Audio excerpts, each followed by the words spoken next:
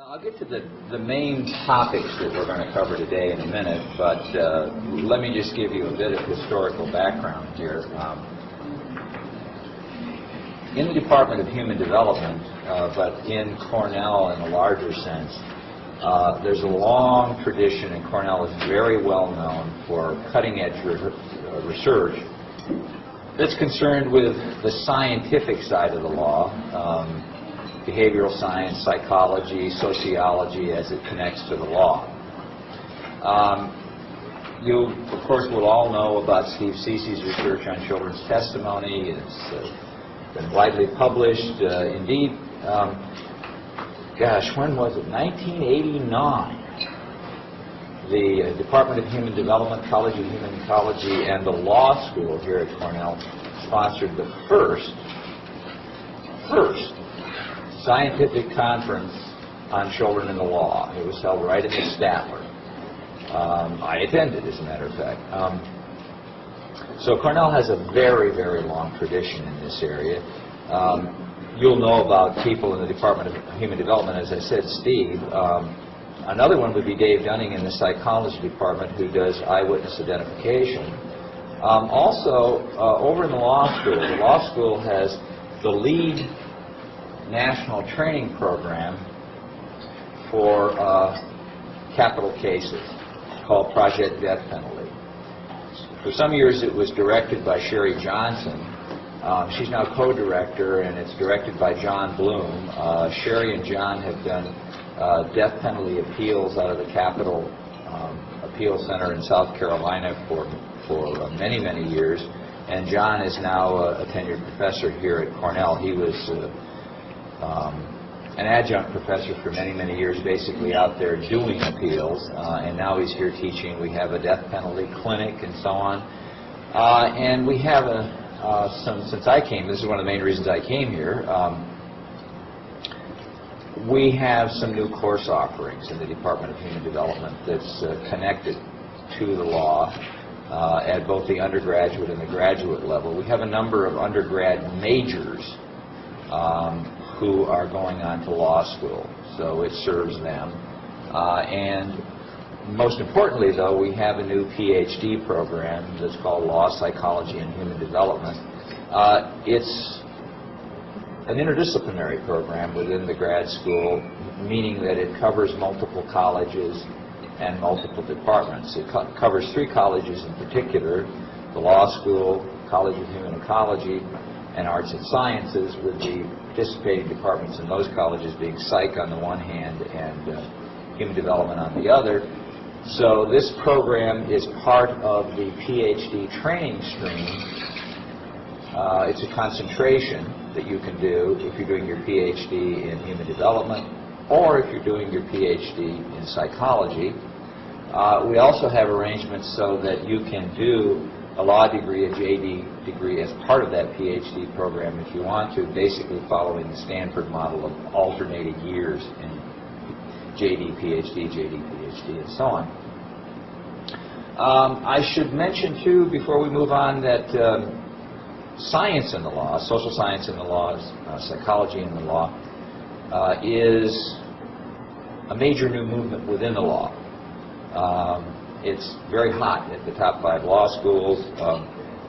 Our dean has been a central player in that, dean of law, and several faculty in the law college. We have a number of people in the law school that have JDs and PhDs, do behavioral science, psychology, human development type research. So it all works very nicely together.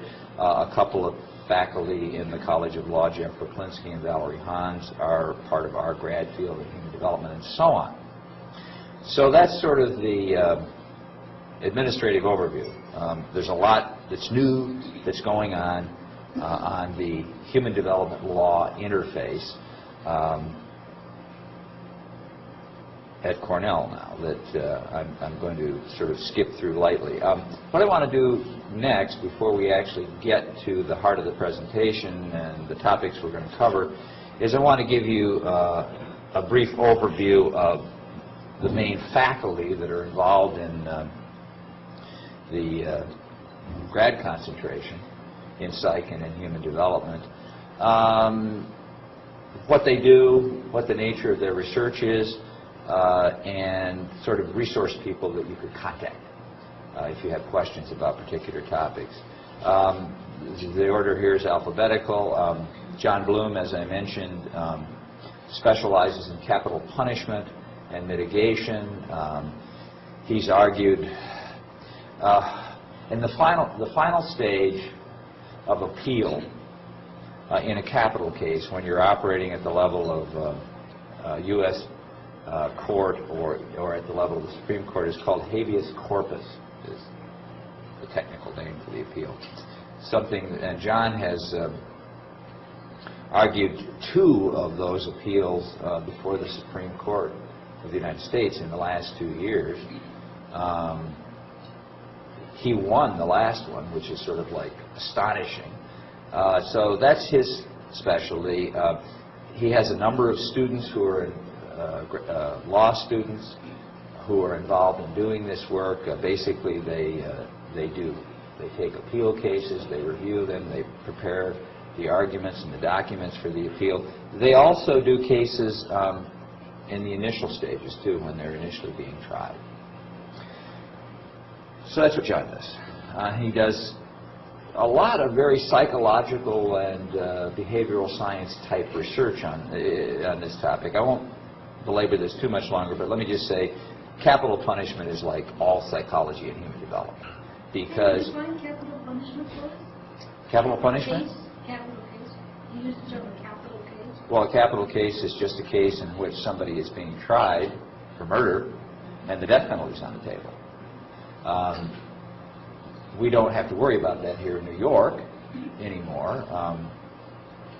The state legislature did not pass the legislation that was designed to reintroduce capital punishment, so that's not an option when you're prosecuting a case in New York. So, I said that capital punishment and capital cases are mainly all psychology and human development. That's because, without putting too fine a point on it, when you have capital defendants, they're basically young men with very bad histories, very bad family histories, a lot of drug abuse, psychiatric problems, and so on. So a great deal of the case involves presenting this evidence, which is called mitigating evidence in a capital case. So you're going to hear what I do today, because I'm going to talk a lot about my research for the main part of the talk to illustrate the kind of work that goes on in this program. Steve Ceci, who's also in the Human Development Department, is a specialist, as I am, in memory and the law, and the heart of this talk is going to be, I'm going to attempt to show you, if you don't come away from anything else in this talk, that the criminal law is mostly memory. We'll see what that means. Dave Dunning in the psychology department, whom I mentioned, is a social psychologist.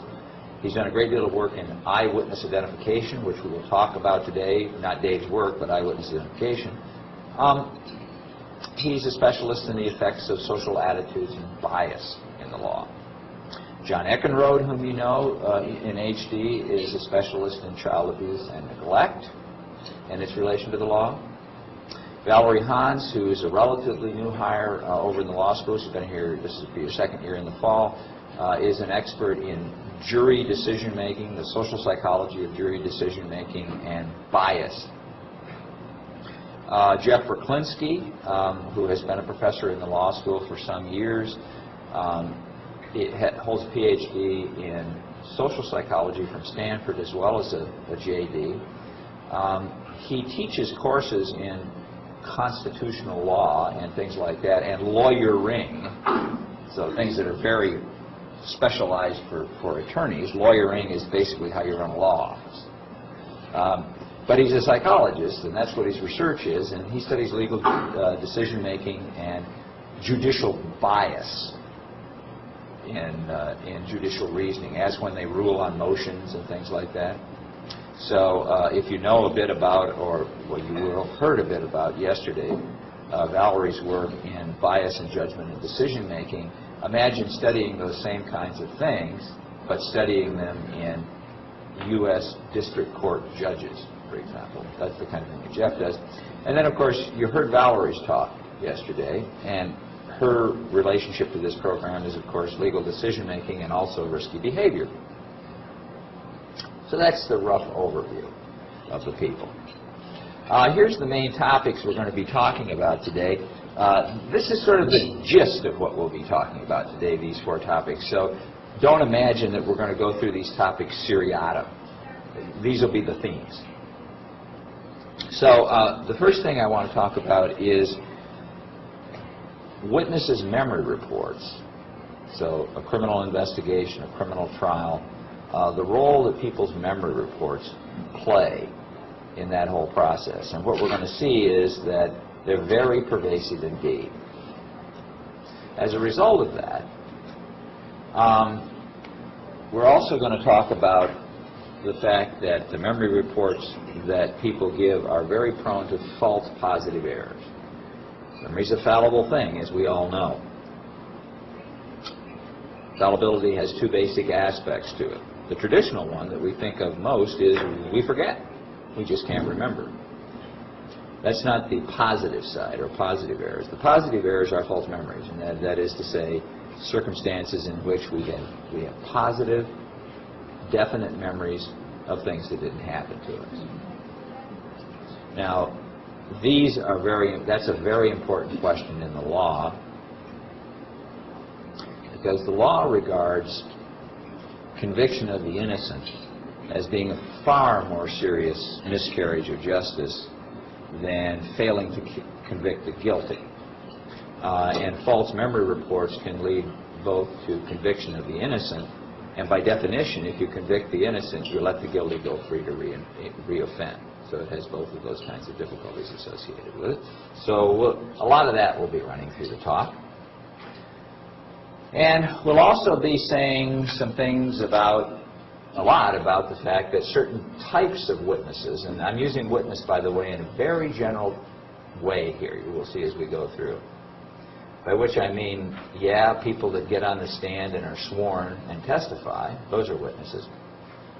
But in general, people that provide information out of their memories for the legal process. So these can be people who are interviewed by the police, people who provide written statements or oral statements that are inputs to the investigative process.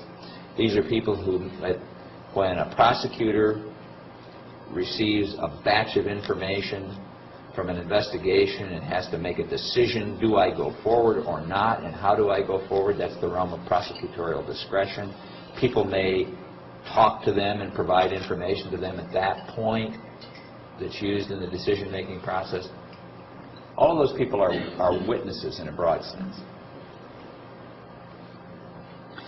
Then the main thing we're going to talk about is lots and lots of experimental findings on these topics, most of which are from my lab, and we're going to talk about actually 7 categories of research findings that bear on how the law uses and interprets evidence that comes out of people's memories.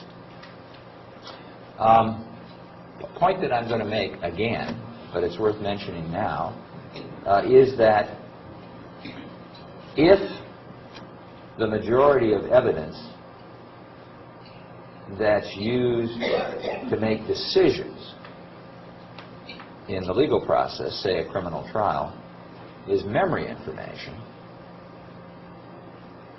then triers of fact, people that make decisions about guilt or innocence, which is juries and judges, are charged by the U.S. Constitution with making their decisions under a certain criterion, like beyond a reasonable doubt if it's criminal or if it's civil, preponderance of evidence, by weighing the credibility of the evidence that they receive. If that evidence is mainly memory evidence, what does that mean? You're going to have to make some assumptions, you, me, as a juror, about how memory works. That's what we're going to be talking about a lot today. Okay, I now want to benumb you with a lot of points that are designed to convince you of one thing. The law, particularly the criminal law, ain't CSI. It's not. And it's mostly about, at every stage in the process, from investigative through trial and through what goes on in the jury room, about memory. So what I'm going to do is I'm going to start out and I'm just going to give you, seriatim, a whole series of examples of pieces of evidence and ways of gathering evidence in a criminal proceeding and using evidence, all of which are just obviously nothing more nor less than memory. Now, if someone reports a crime, armed robbery, and the police go out to investigate it, that's the first stage of production of evidence in the legal process. So the first kinds of things that you're going to see is evidence that's obtained by police that may then be passed on to a prosecutor.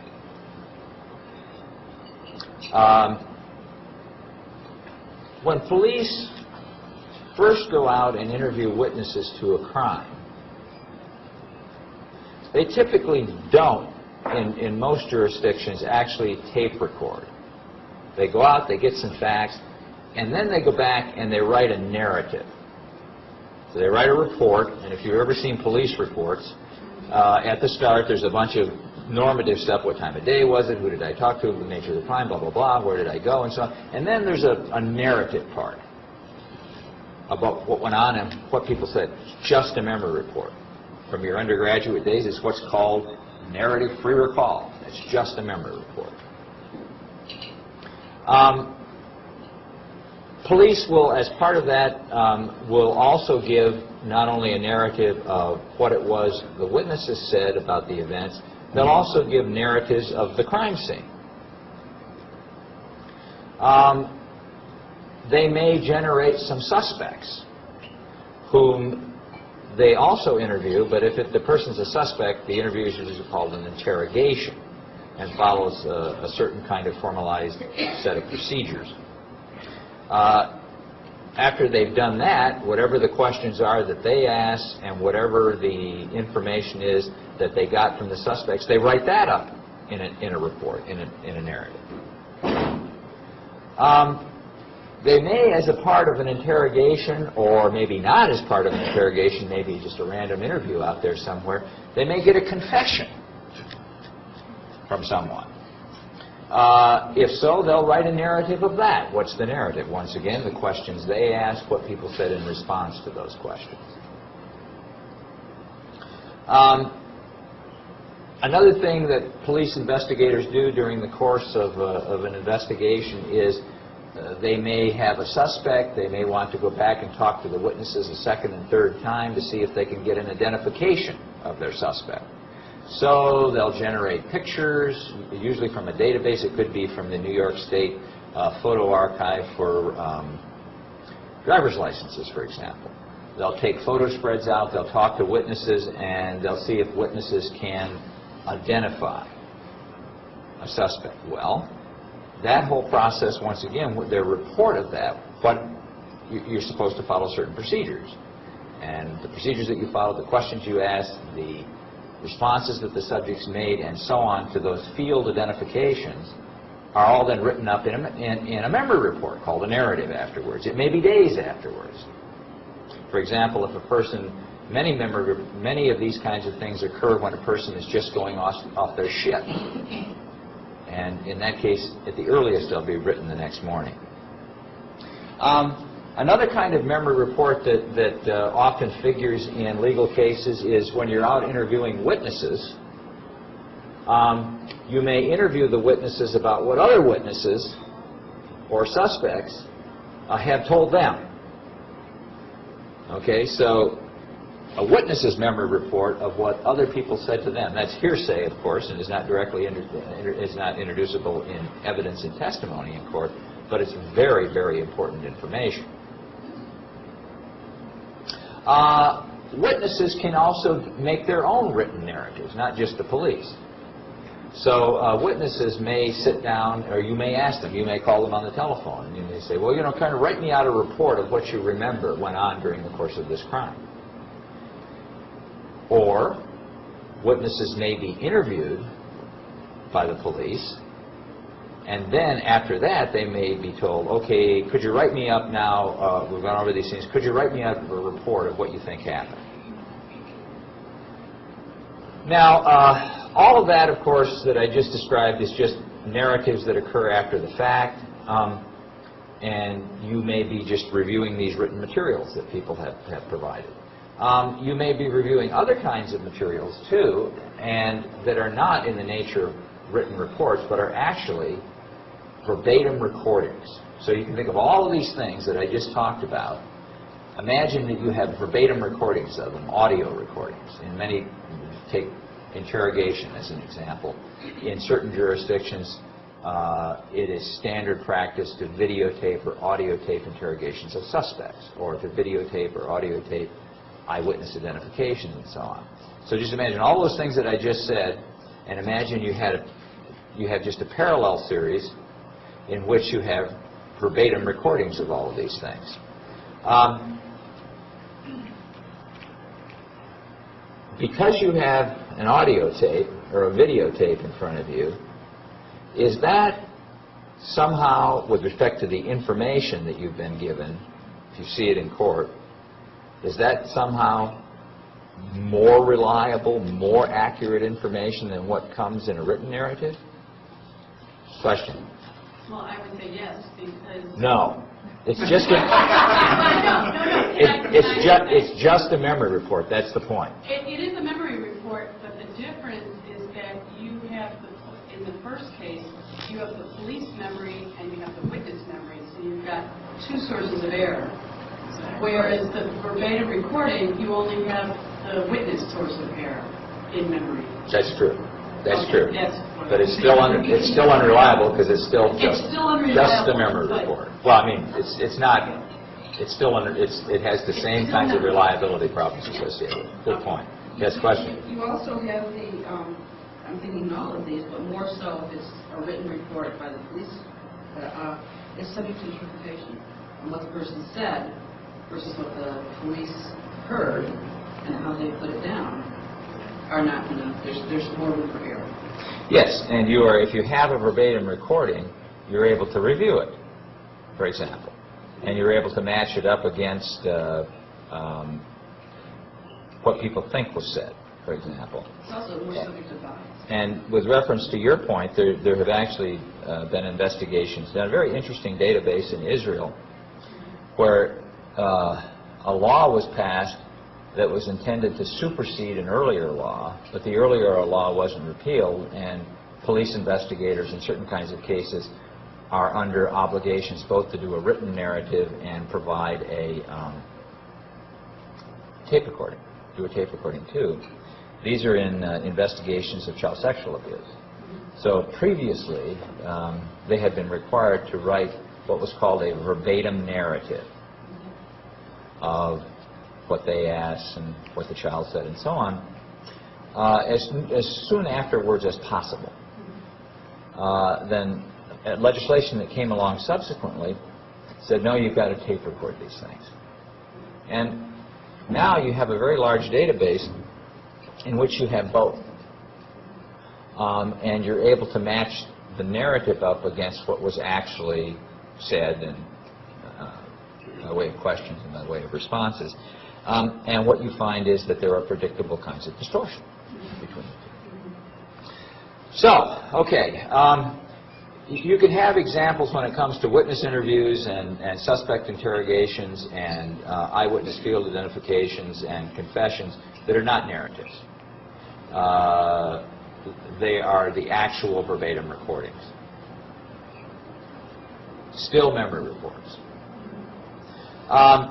You can also have actual written confession statements, where people write out their confession, what they did, what happened, and so on, rather than a narrative report of a confession. Then, as we get closer to trial itself, you can have depositions. So up to this point, everything we've covered is not sworn. It's not under oath.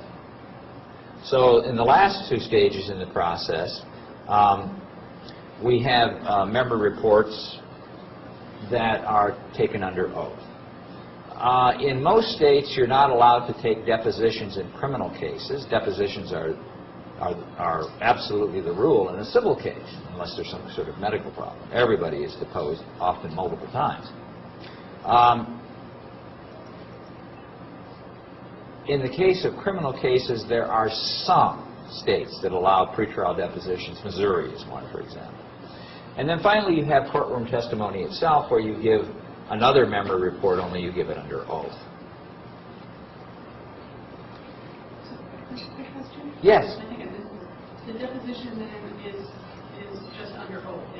Yeah, but it's not the basic difference between a deposition and sworn courtroom testimony is the following. First of all, we're sitting around in a room like this, across from the table, and the opposing counsel are there, and the examination is conducted entirely by the opposing counsel. It's information the opposing counsel wants to get to prepare her case. Your counsel, whatever side you're on, is not permitted to object, only on form, only on form. So you have to, and the judge is available by telephone, and if things get really nasty, then the judge may be called in to, if the attorney that's doing the questioning gets into a real fishing expedition, what did your great-great-great-great-great-grandfather do in the Revolutionary War, or something like that, people may get all upset, and usually they don't do that because they're time limited. So anyway, and all that information is given under oath. A lot of it will never make it into court, though, if you then are testify in court, because the other attorney is now allowed to object in court to questions on a number of different grounds. So, for example, you can ask me leading questions in a deposition. You can't do that in court, and so on. So they're both sworn, but one's in court in front of a jury. Not always in front of a jury, but that's the difference. Finally, so we've seen a lot about how all the evidence is produced and then given in court by normal everyday folks like us in the form of memory reports. But I said it ain't CSI in the criminal law, and that even includes physical and forensic evidence, because in a criminal trial, physical and forensic evidence has to be itself presented in the form of testimony. So even though you produce documents and you produce, how many jurors understand the results of chemical tests, for example? Well, they're not going to. Even though they're going to get the results and be able to take them into the jury room, they have to be explained and interpreted.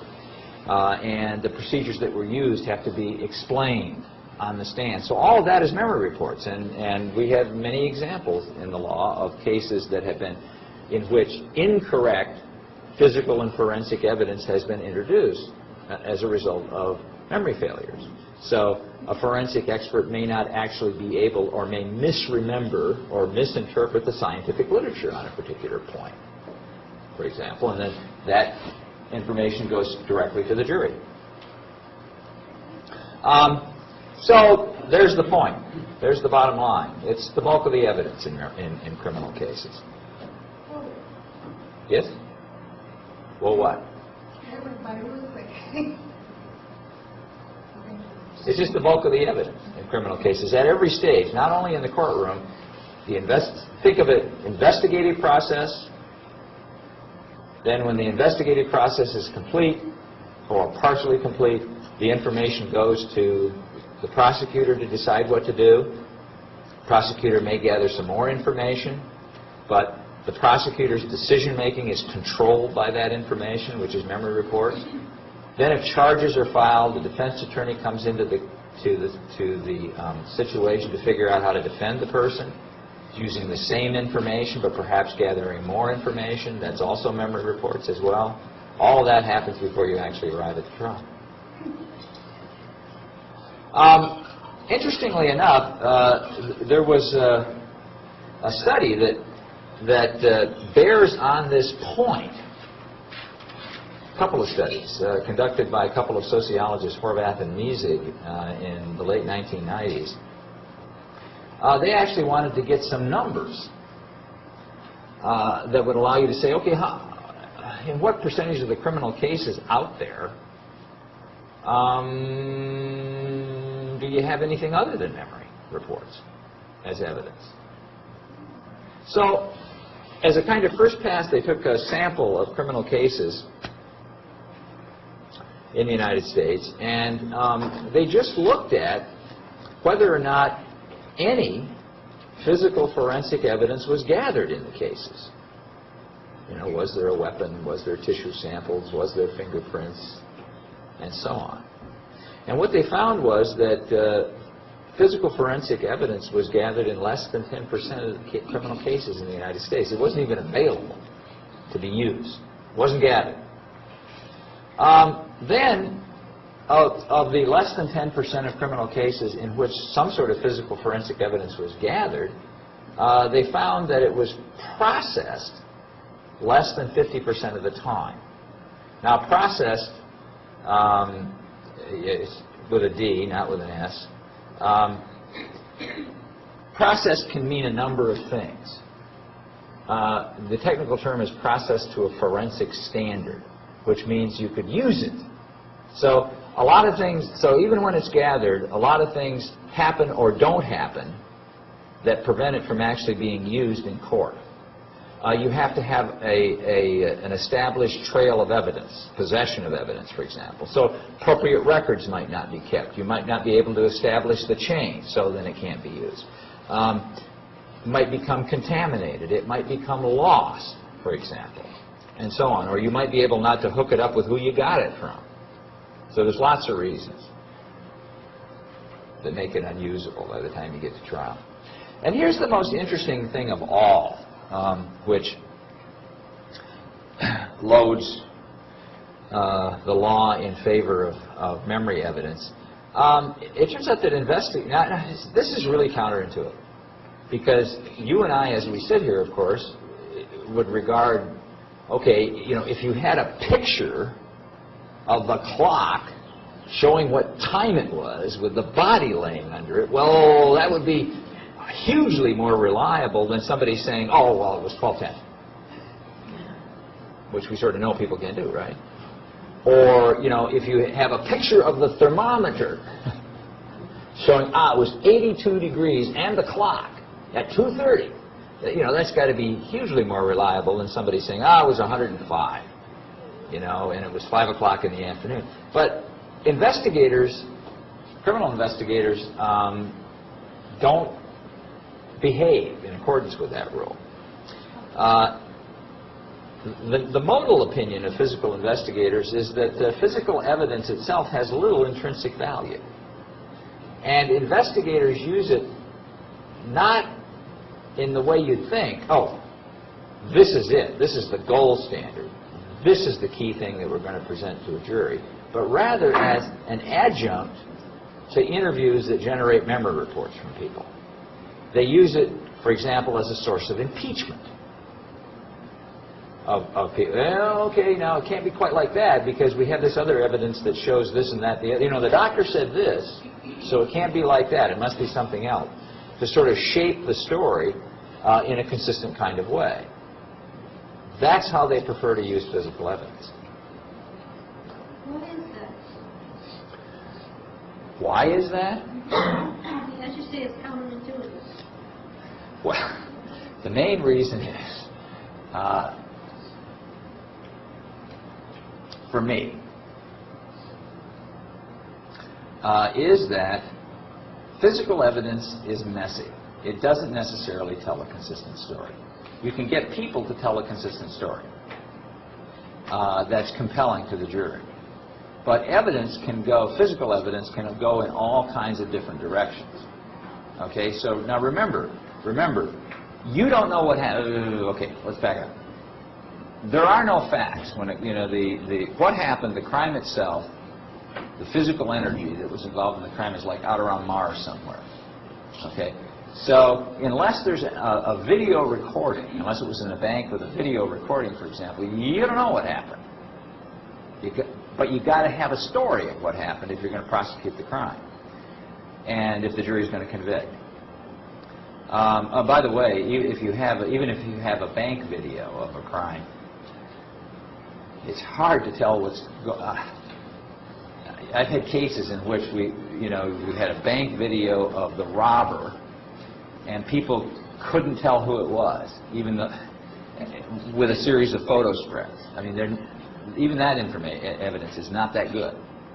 But let's leave that on one side. Physical evidence, actual physical facts can go all over the place. They don't necessarily all converge on the same story. And that's a problem when you're talking to the jury, trying to present a case. But you can get people to agree on a story. So.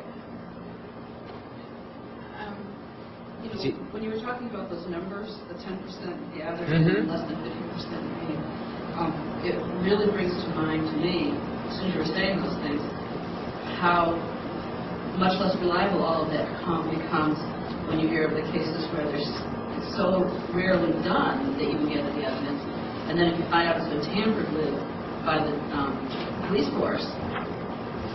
I mean, I'm thinking in particular, actually, of if my memory is correct, it may not be, but the Harris family murders. And Shirley King. And the gas can and the fingerprints that really played a major part in the conviction, and then this found to have been tampered with by the police force. Well, what I said a minute ago has no implications about the police tampering with evidence. I didn't. I mean, when it comes to the issue of the 50% of it that isn't processed to a forensic standard,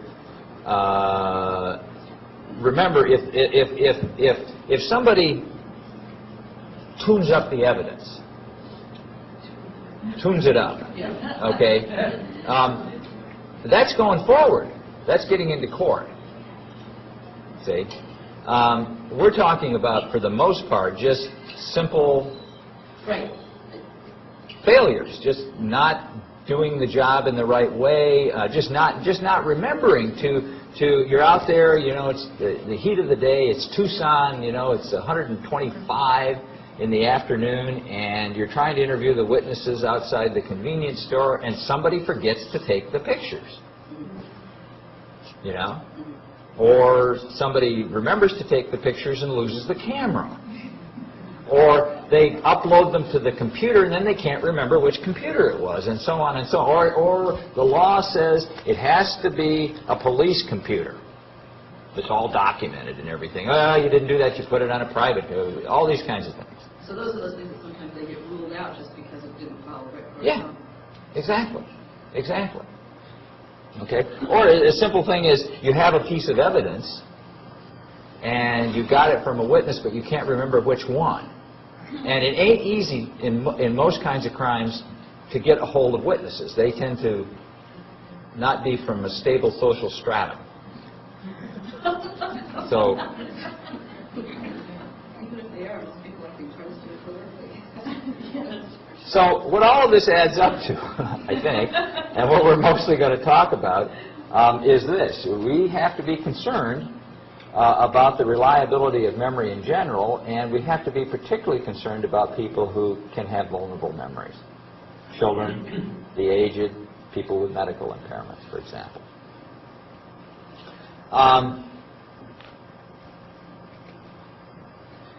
Now we're going to move to the main point of the talk, or the research that I'm going to talk about.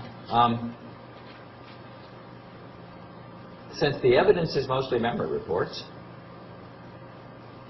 And since we know that we're not dealing with perfect information, but yet, as a juror, we don't have an out. We have to use that information. That's our constitutional obligation. You process this information, judge its credibility, and that's how you make your decision. You just can't do that unless you make some assumptions about how memory works. If you have this report here and this report here, and they conflict in major or minor ways, you have to be able to say, oh, okay, which one's more credible? That's what you're charged with doing. And you could throw up your hands too and say, I don't know, but you're supposed to, and that can be a credibility assessment. But to make those kinds of assessments, you have to make some assumptions. You may not be able to articulate them, but you have to make some assumptions about how memory works. So you can say, this memory is apt to be better than that memory.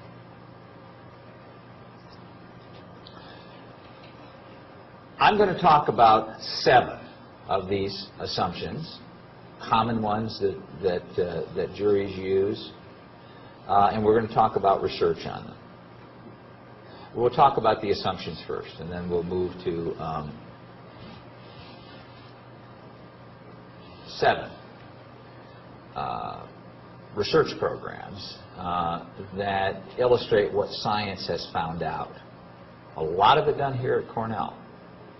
On all of these topics, a lot of it done here at Cornell. Here's the first assumption. We're going to call it the developmental competence principle, and we're going to talk about first because we're all interested in kids. And that is, when it comes to these reliability problems with memory reports, but particularly the problem of reporting incorrect information as opposed to just forgetting, that children are particularly problematical witnesses, that they're particularly prone to making false memory reports.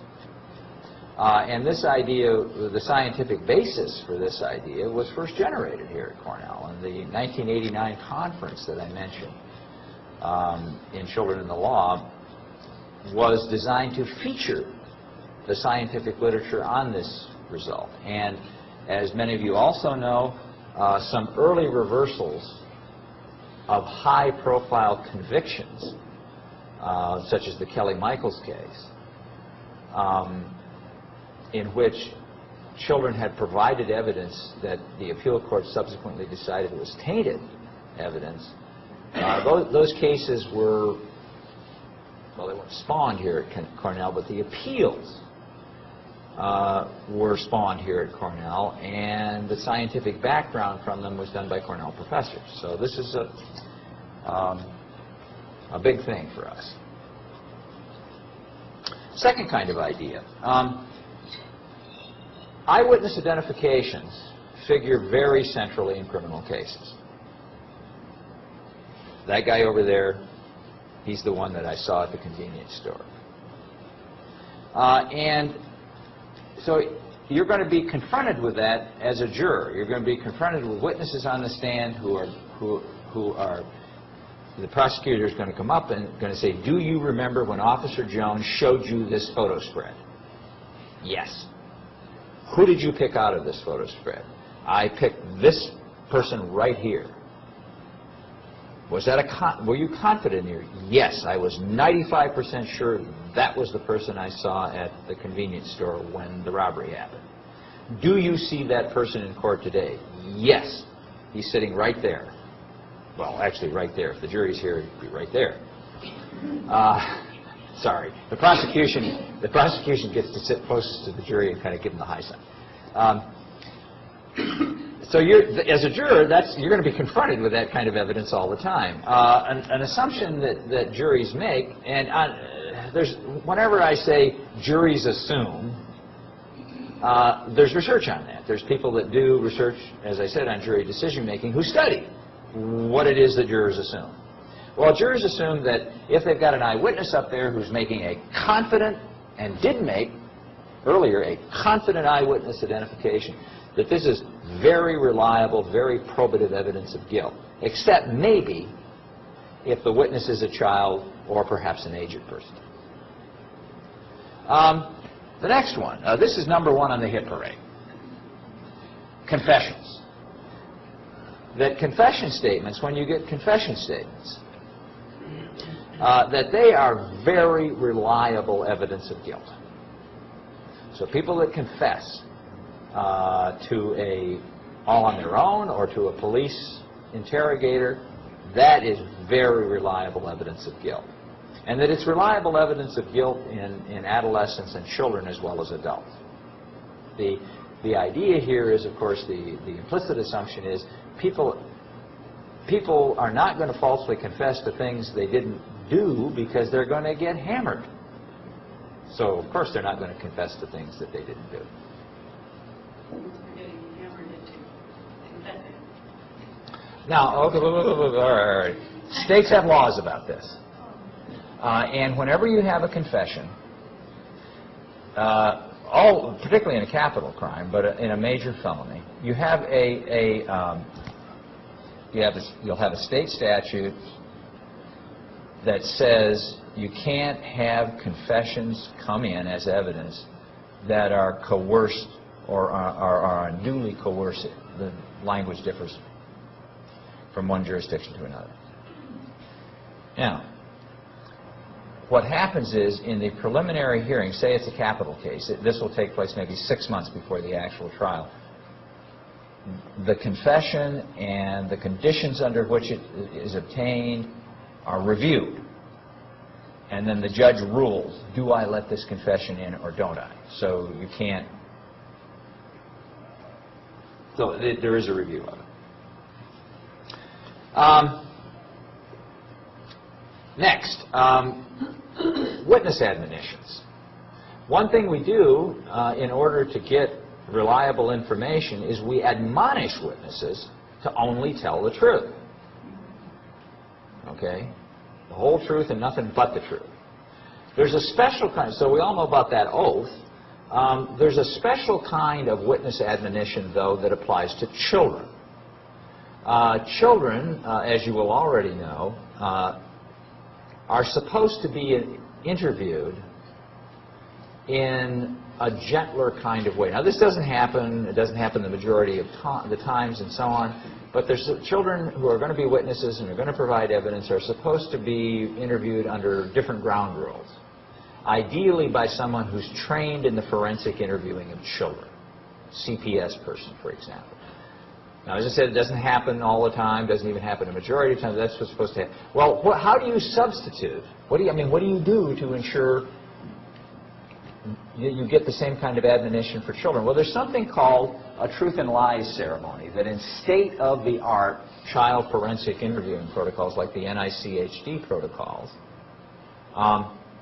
is used and is widely used around the country. And basically what happens is at the start of an interview of a child, you talk about general things and so on. You get warmed up, and at some point you're going to want to make the transition to talking about the substantive things that you actually want information about. At that point, you usually have what's called a truth and lies ceremony, in which you discuss truth and lies first. You establish that children know the distinction between those, and then you do something formal to agree that only the truth is going to be told. This child stands up, shakes the interviewer's hand, maybe signs a piece of paper, or puts an X on a piece, something formal.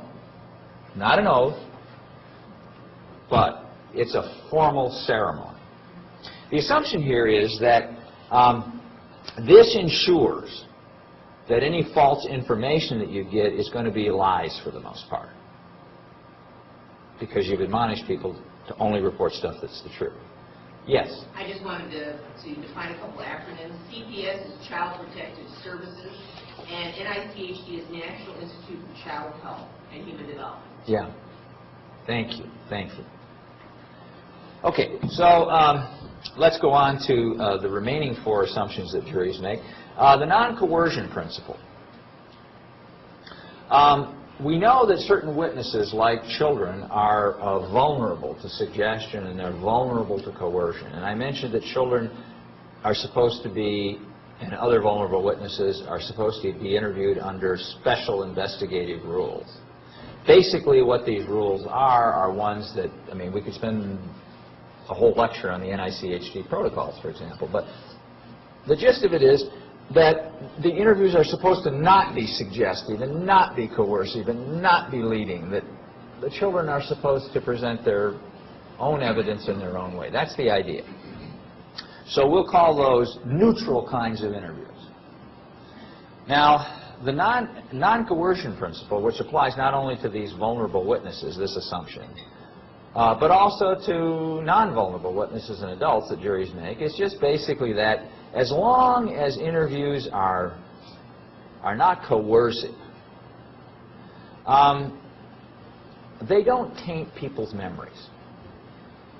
Okay? They don't increase the incidence. If you just have a neutral, non-coercive, a supportive, positive kind of interview about events, that doesn't distort people's memories. Indeed, it has the opposite effect. As you know, if you test yourself, if you're getting ready for an examination, you know, and you read the information yesterday, and then you test yourself this morning, you take a test, you tend to remember it better. That's the idea, that if you do that kind of interview and you get rid of the suggestion and coercion business, it doesn't taint your memory. So therefore, the idea is if you go out and you interview a child in this kind of way, talk about events, and then maybe before trial, maybe a week or so later, you come and interview them again, and so on, in this neutral and supportive kind of way, that it's not going to taint their memories, that it's just going to really preserve accurate reports. Consistency principle. This is sort of number 2 on the hit parade. It's a very mechanical kind of procedure, but important. As a juror, you're often confronted with conflicting reports, as we know, of witnesses on the stand. Now, in a criminal investigation, you will usually have police reports or sometimes even recordings of what those witnesses said about the same events on previous occasions. You're able to compare them. And if a witness has made an inconsistent statement, this will be pointed out to you, certainly by the cross-examining attorney. But you said on July the 1st, blah, blah, blah. Now you're saying this. So you get these kinds of inconsistent reports on critical details. The assumption that the jury makes, of course, is that, okay, witness A, who said the same thing on both occasions, that's more credible than witness B, who said opposite things on 2 occasions, or at least different things on 2 occasions. The assumption is that true information is more stable in your memory, and therefore more likely to be consistently reported. Why? Because it actually happened. Then finally, the reality principle, which is the simplest of all, and that is that things that actually happened, when you're trying to remember what happened, you're much more likely to report, or you're always more likely to report things that actually happened than things that didn't happen. Well, okay, these all seem pretty reasonable. That's why juries use them, but are any or all of them true? We need a little theory first. And then we'll really get up to speed. We need a little theory, and we need a little theory about what science says about how memory actually works, as opposed to this kind of pastiche of common sense assumptions we've been talking about. There has been a lot of work on memory distortion in the last 10 to 15 years. It's been the single most intensively studied topic in the science of human memory in the last 10 or 15 years. So we have some ideas about how the brain generates false memories for things that didn't actually happen to us. We've gathered these kinds of ideas into a theory that's called fuzzy trace theory, whose main idea is that you have memory processes that oppose each other when you're talking about trying to remember what happened. Two things.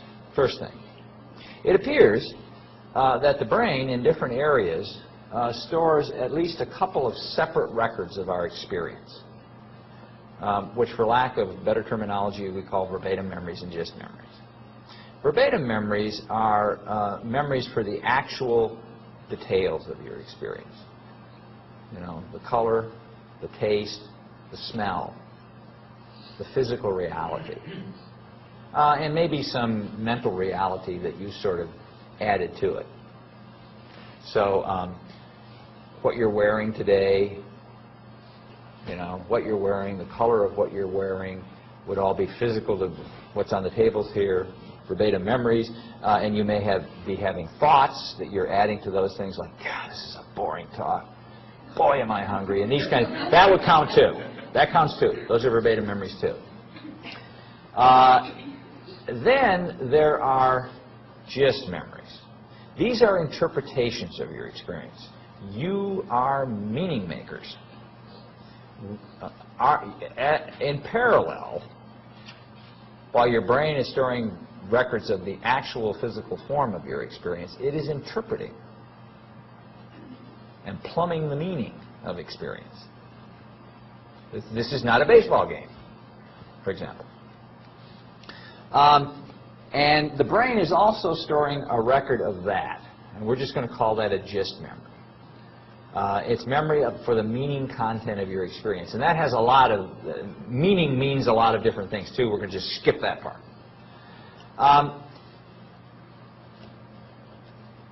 What research suggests is that these two kinds of memories oppose each other when it comes to remembering the details of your experience. In particular, retrieving and processing verbatim memories of experience not only helps you remember what actually happened, but it helps you suppress false memory reports. Okay?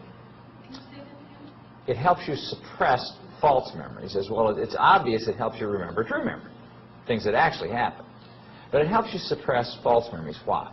If somebody says to you, did you have a gooey, sticky bun here this morning, and you can clearly remember, no, I had a bagel, or no, I had a muffin. You can say, no, boom, that didn't happen to me. On the other hand, if you like sticky buns, and you can't actually remember what it was you had here for breakfast in the morning, you can see that you're in a little bit of a problem. You don't have something automatically you can use to suppress it. Didn't eat a hot dog at the baseball game because I clearly remember that soggy slice of pizza.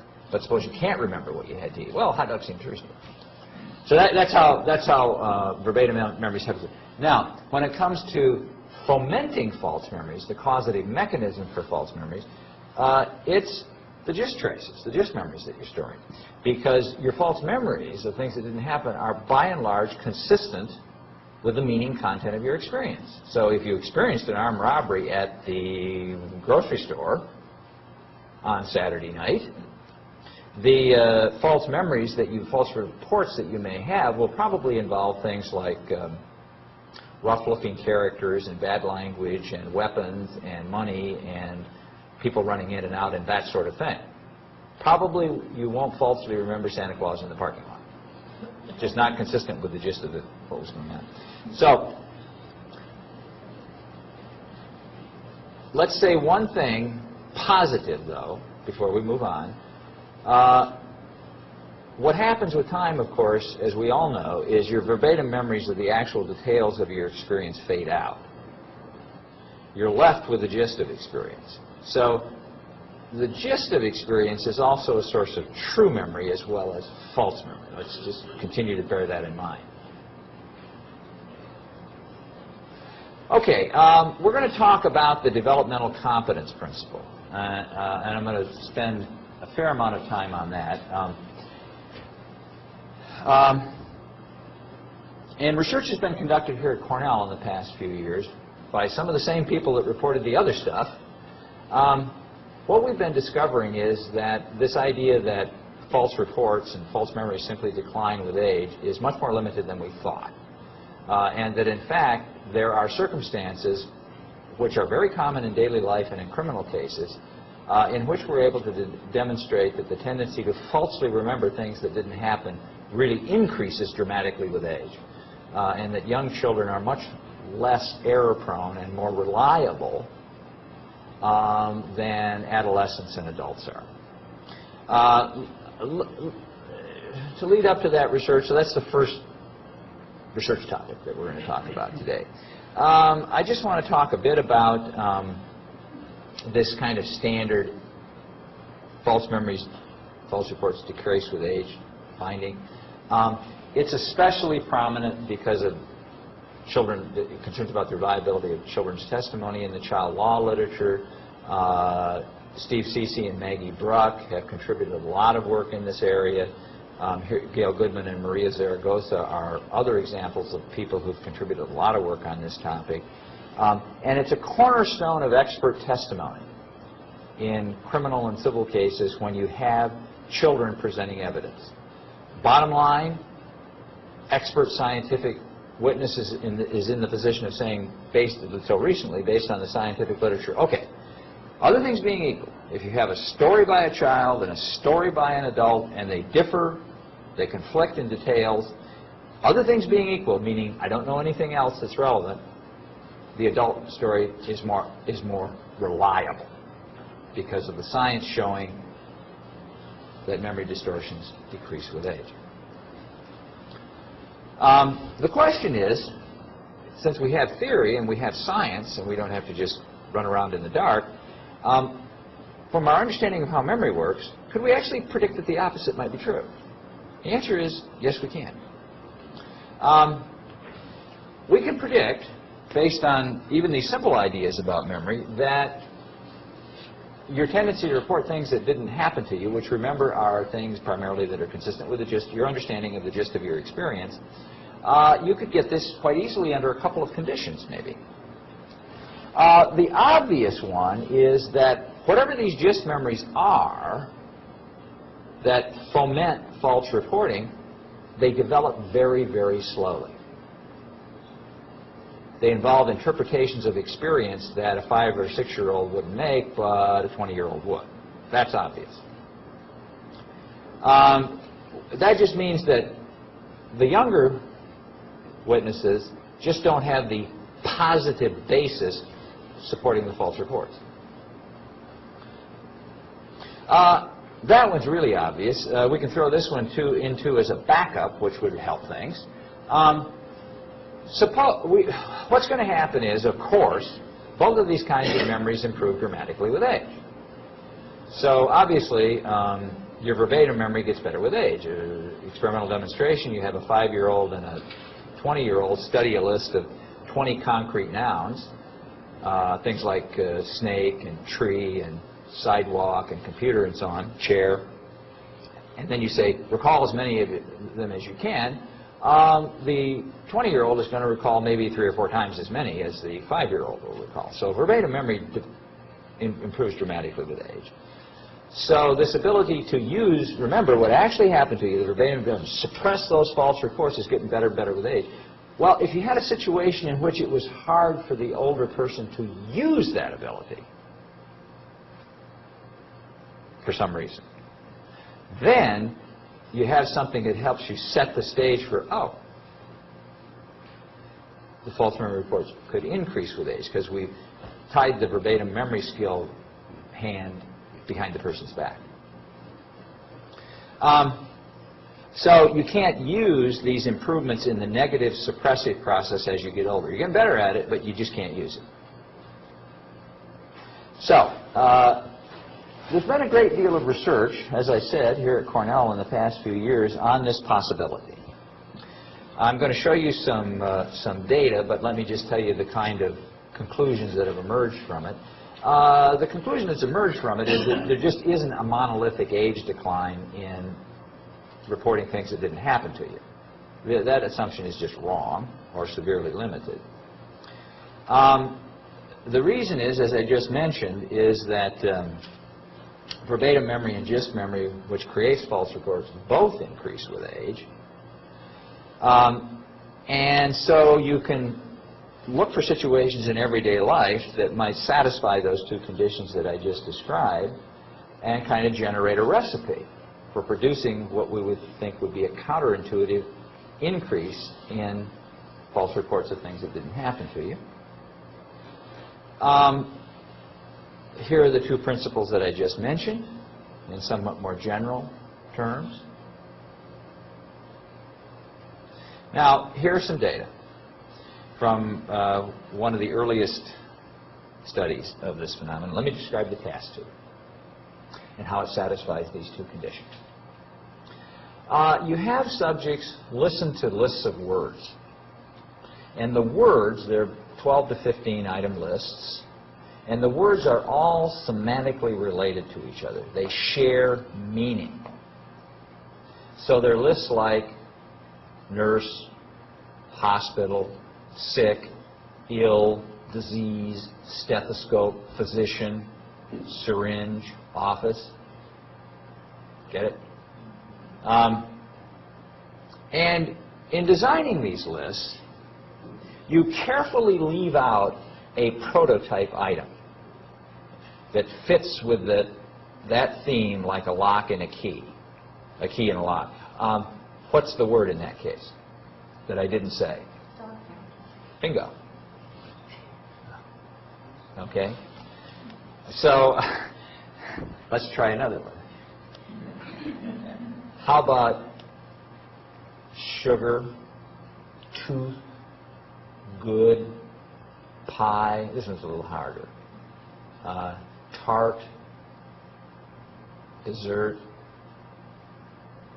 which, yeah, sweet. Exactly, sweet.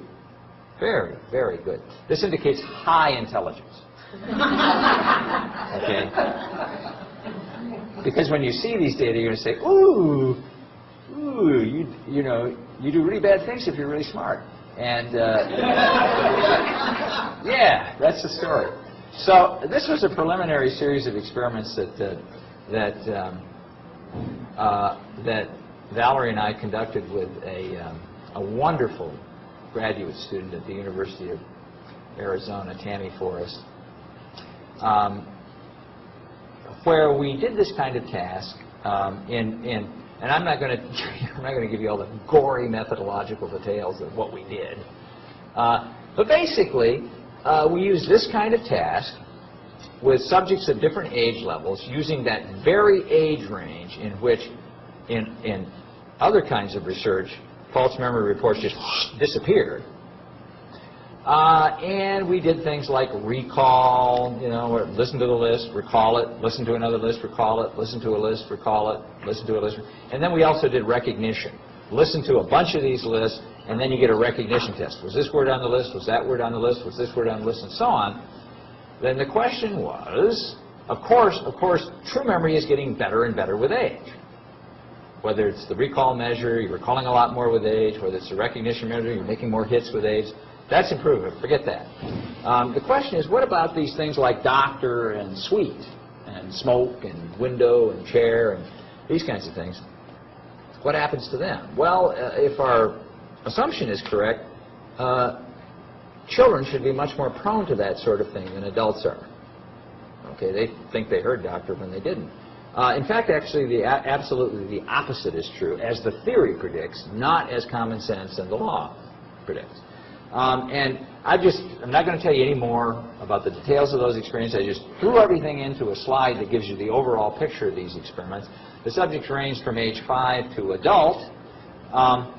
The black bars are your tendency to to falsely report these things on a recall test. And the white bars are your tendency to falsely recognize these things. So doctor comes up, did you hear doctor? Yes. Did you hear sweet? Yes. And there's a nice change with age. The change in recall is even statistically, percentage-wise, is even more dramatic than the change in recognition. If you look at recall and you look at 5-year-olds and 7-year-olds, there's basically no tendency to falsely recall doctor and suite. It's way down near floor. You just basically don't have to worry about that happening with 5- and 7-year-olds. Whereas when you get up to college students, it's happening about 42% of the time. Okay? A former student of mine, plug my former students, said, "Well, okay, maybe this is only restricted to this kind of task that we just described. How about if we used taxonomic categories?" A taxonomic category is things like animals, right? So a bunch of animal names, a bunch of articles of clothing, a bunch of color names, and so on. So you listen to a list, red, blue, brown, and so on, and we very cleverly leave off this list a particular color, maybe yellow. And then we do the same thing. We have them recall the list after they say, or give them a recognition test. Well, what happens? Well, what Mark found was he studied kids in the age of 5 to young adolescents, 11-year-olds, and the rectangles are this task that I just described, taxonomic categories. The little ellipses, the associates, are the other tasks that I just described in the first study, and they basically show the same kind of pattern. About a 1/3 increase just in this short period of time in your tendency to falsely remember these things as having been on the list. There's a study that's coming out this month, and I'll quit with these kinds of data that Valerie and I conducted, where basically we looked at the following kind of thing. Well, maybe I won't say so much about it. Basically, what we showed in these kinds of tasks is that you might be saying, "Ooh, gee, why is it that kids are so low on this stuff? Because they know what red is. Why is it that they're not getting the meaning the way adults are, and having these false memories?" Well, they do get the meaning of red, and they do get the meaning of yellow, and they do get the meaning of window, and so on. The thing is, there's something that they don't do, that we do. When we get several exemplars of a meaning, we not only get the meaning of each individual ones, but we connect the meaning across items, so that we're able to come away and say, 2 weeks from now, "Geez, I can't remember any of those words that I heard, but it was a lot of colors on the list."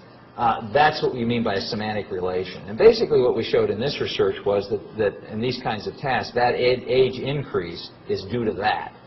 These are a series of parallel tasks in which, if you look at the things that go up with age, the false memories that go up with age, it's for tasks that have that feature. And if you look at the bottom lines, which go down with age, they're tasks in which they don't have that feature. You just get one. So imagine nurse, and then doctor's on the test. Well, it's going to go down with age. But imagine nurse, hospital, sick, ill, disease, stethoscope, physician, office, it's going to go up with age. That's that kind of interpretation of the connection between the elements of your experience. That's what little kids lack, and it apparently is producing this effect. Okay, let's move on quickly. 6 more effects shown at fusion speed. The eyewitness identification. The assumption that eyewitness identification, particularly if it's positive, is highly reliable, is really known to be false. The data show that even in adults, eyewitness identifications are powerfully distorted by a whole series of factors, and I don't really have time to go into them, but an enormous number of factors have been studied that impair eyewitness identifications.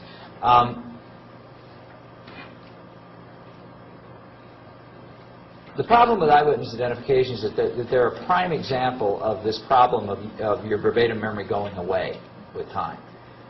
You have to have they're going to show you it was a convenience store robbery and it was a person in their early 20s of a particular ethnic category, of a particular height, and a particular build. They're going to show you 6 categories when they think they've got a suspect, all of which are like that. 6 people that are all of which are. So you've got to get it exact. Your verbatim memory has to be exactly accurate, because if they don't do that, it's called an unfair lineup, and they throw it out. Okay. We also know that identification accuracies are poorly related, poorly correlated with your confidence that it's a correct identification. And we also know that over 90% of false convictions in the United States have positive, by Justice Department statistics, have positive eyewitness identifications. Here's some quick data. Let me just tell you quickly. Ralph and Lynn Haber out at the University of California actually went to the scientific literature and culled out experiments on eyewitness identification that were conducted under what we would call the best conditions. By best conditions,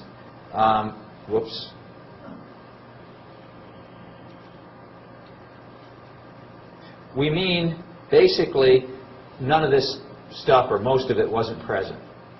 They were conducted promptly, they weren't suggested, they weren't manipulated, and so on. And what they found was under best, and then what they did is they calculated the error rate. There's two kinds of errors in an eyewitness identification. There's a false positive and a false negative. So false positive is the police show you a lineup that's got their suspect in it, but he's not the guy. Okay, and you say, that's the guy. That's called a witness, a suspect absent lineup. That's always the defense theory. Then there's the always prosecution theory. That's where we show you a lineup. The suspect is the perpetrator. You pick them out. Okay. Well, if you don't doing anything other than that on the second kind is an error. On the first kind of lineup, saying anybody there did it is an error. And what Haber and Haber found was in these best studies is that it's just a coin flip. That in either one of those cases, so there's defense theory, prosecution theory. The white bar is the correct response rate, and the black bar is the error rate. That if you're a juror and you're given that piece of information, you might as well flip a coin as to whether or not it's correct. Either way, it doesn't help you in either direction. Haber and Haber said, well, there's some disturbing implications of this. The first is, if you're innocent, don't let your face appear in a lineup. Because it's 50% you're going to get chosen, they said. And here's a couple of cases I remember from Arizona. The Gonzalez case and the Wagner case, both of which young men were arrested and prosecuted and lost their jobs and went tens of thousands of dollars in debt because of a false positive eyewitness identification that was later, fortunately, overturned before trial. And Haber and Haber said, but on the end, if you're guilty, go for it. Because you got a 50-50 chance of the person saying, didn't do it. Then finally, children actually can be more accurate than adults. And they're not automatically less accurate than eyewitness identification. And here's the, does anybody know which case these two guys are from? Been out of the news just a little while. It's the Elizabeth Smart case. Brothers that killed their parents? No. I came through the window, then came through the screen and took the girl out of the bed. Died in jail long before Elizabeth Smart turned up in Sandy, Utah. The guy on the left, Mitchell, is the guy that actually did it, whom she was found with. A friend of ours, Jean Boylan, has anybody ever heard of Jean Boylan? She's a very well-known forensic artist. Used to work for the FBI. She came in, and Elizabeth's younger sister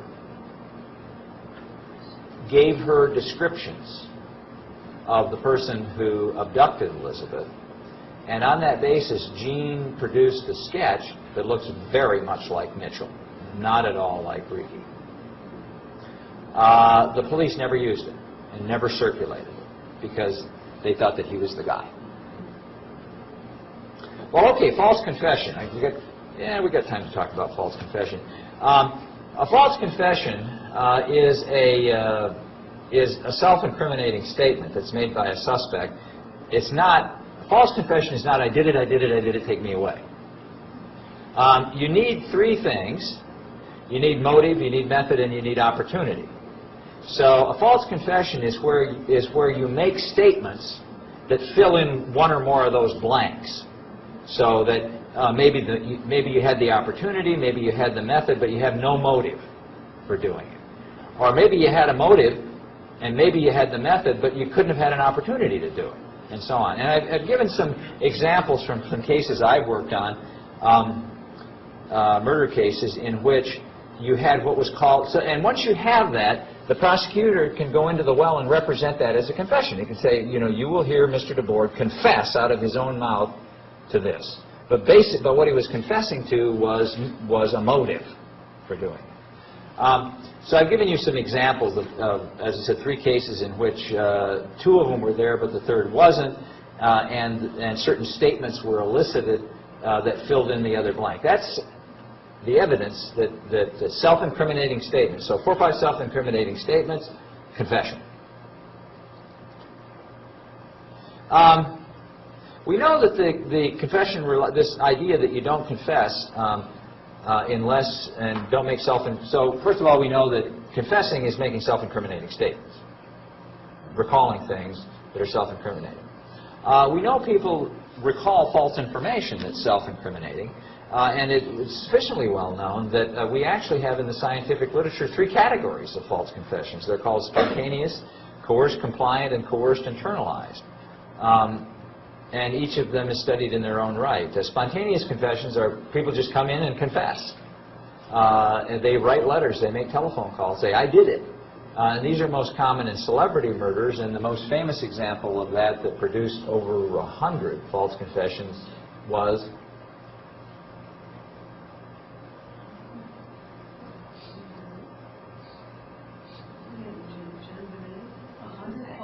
over 100, something like 120. Yeah, you said John Bonet. No, John Bonet Risk? no. Lindbergh baby.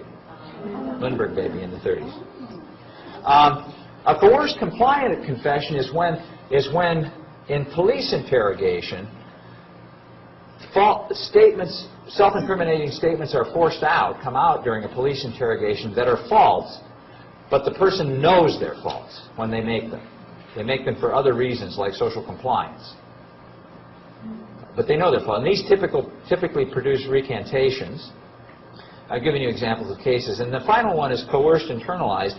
These are cases in which people make false statements, false self-incriminating statements, and they remember the things that's actually happened. And the Paul Ingram case and also the DeBoard case in Illinois are just examples of such cases. If you want to look into them on the web, you just type in these things and you get them. Yes? Yes, I know. Okay, quickly.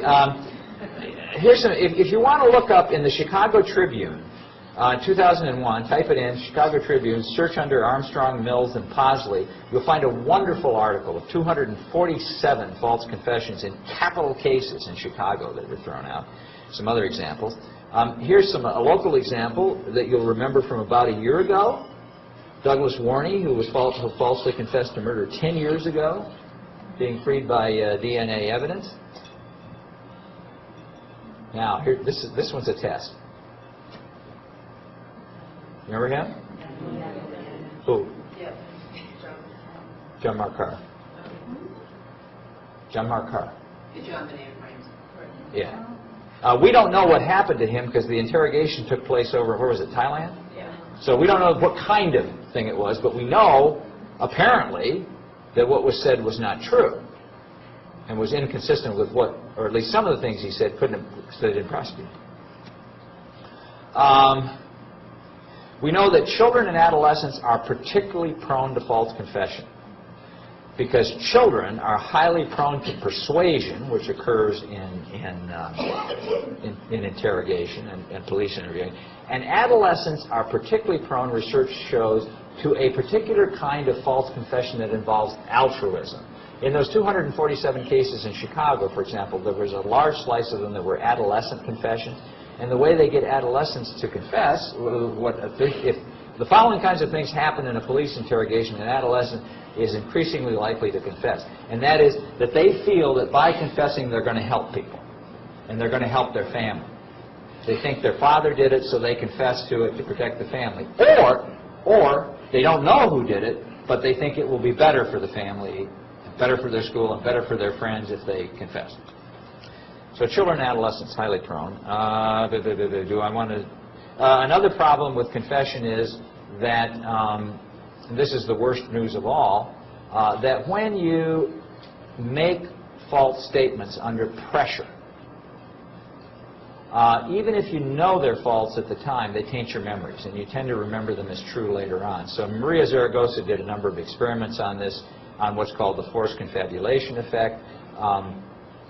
And basically what she did experiments in which people had some experiences, then right away she interviewed them and she forced them to confabulate things that were pretty serious things like blood and injuries and so on. Right afterwards, they knew those things were wrong.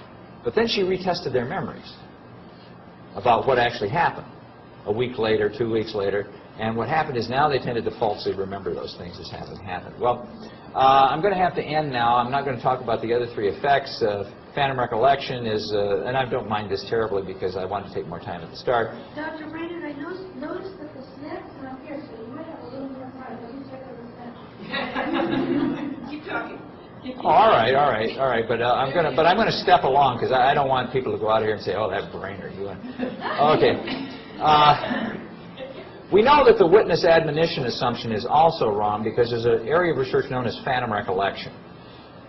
What this scientific literature, and I'm not going to go into the details again, but let me say, what it is shown is this, is that when you have a false memory, oftentimes it very much emulates the phenomenology of a true memory. Now, when you have a true memory, something that actually happened, where you can smell that hot dog and you can taste it, it's salty and it's not too hot and the bun is soggy and all of that. That's vivid phenomenology that accompanies things that actually happen to you. Well, you'd say, well, false memory couldn't be like that. You'd have phenomenologically, even if you thought it happened, it would sort of be experienced as an inference because it didn't really happen. Consistent with the gist of my experience, it didn't really happen. So it's sort of like a deduction or inference. Well, unfortunately, that's not the way memory works. A lot of examples of false memory are supported by an illusory, vivid phenomenology. You hear the words in the voice in which they were not pronounced. You hear doctor. I mean, did any of you hear doctor ringing in your ear? Well, that's what subjects tend to do. Now what? That problem, that foils truth-telling admonitions. You can only tell that something is false and didn't happen if you can somehow discriminate those just consistent things that didn't happen from the things that did happen that are just consistent, right? Well, what's the basis for that? Well, in everyday life, we use this phenomenology stuff. That's what we do out there in the real world. We process that phenomenological information to, okay, that really happened. I'm not so sure about that. It foils that. Dr. Brainerd, our snack is actually the snack. We pulled so our snack is actually still here. It is here. All right. Okay. All right. Well, we're going to skip to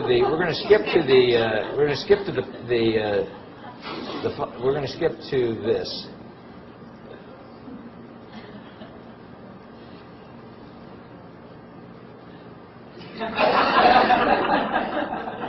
Okay. First of all, that evidence in criminal proceedings is really weighted toward memory reports, and they're obtained in a whole lot of different ways, and that juries have to fulfill a constitutional obligation. In order to do that, since they're being confronted with memory reports, they've got to make some assumptions about how memory works. They just have to do it. Problem is that psychological research shows that the memory assumptions that are made by juries are questionable, including assumptions that they make about vulnerable people, like children and youth. With respect to the 7 things that we started out with, although you didn't see the last 3,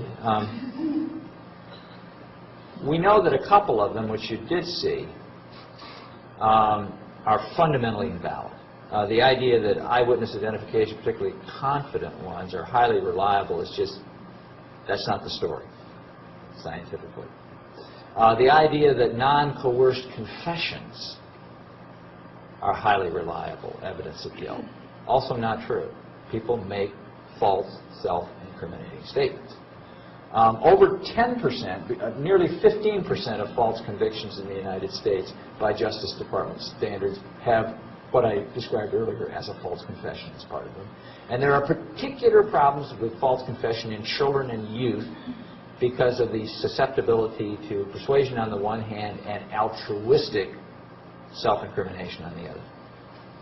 And then the other ones, the other four, there's very serious limitations to them, so that when you're in the courtroom and when evidence is, when you would want to make these assumptions to interpret the evidence, the juries really do have to be instructed about what the science is, because the assumptions themselves can only be applied in limited circumstances. Now, all of this stuff that I talked about and the stuff that I didn't get to talk about, you can access it all right here. Okay? Well, thank you. I took more time at the start than I wanted to, but I think it was the best thing to do. I'll take one question. Sorry about that. Would something like hypnosis make memory recall more accurate? Hypnosis increases the incidence of false reports. It's well known. Hypnosis is very highly suggestive. And this is so well known now that in most venues, if you not only have preliminary evidentiary hearings for confessions, but you also have them for eyewitness identification. Preliminary hearing for eyewitness is usually called a Desarrolles hearing. Now, it's not unusual, or it used to be not unusual, to attempt to refresh people's memories before they, if they can't remember something, or like an eyewitness identification, for example. And it's so well known that hypnosis increases the false error rate that this usually figures in these hearings now. You'll get these things thrown out. If you've got crucial evidence in an interview or an eyewitness identification and it's been produced through hypnotic refreshment